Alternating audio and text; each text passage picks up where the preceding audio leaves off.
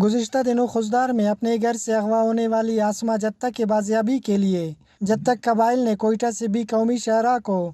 دشت سے پیزنٹ کے مقام پر بلاک کر دیا۔ تقریباً 4-5 دن سے خضدار روڈ بند ہے اور استونا سے نن دا سے پیزنٹ بلکہ پورا بلوچستان ہے الحمدللہ استونا سے نن بند کریں انت کے بند کریں کل بہتر معلوم ہے لیکن واللہ ہم پانی پاوا ہے کہ نن اینو داڑی سلو کن دا مجبوری ٹی سلو کن کہ ارا حرکت ثناءاللہ کریں اونا بندگا کریں چند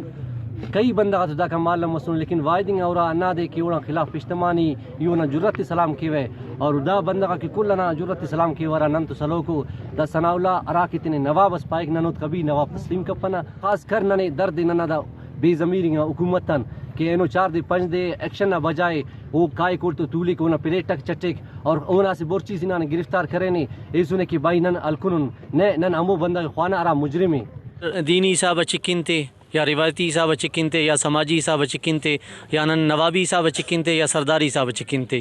یعنی ننا سماجن ننا راجن ننا مخلوقن ننا قومٹ اور ننا انسانیت نا امت مسلمانہ یعنی لیولا دا سے اننو بد فعل و عمل اس مسون مسجد تولیفین توفق نہ زور اوڑا بیان طرفین کہ نی کرے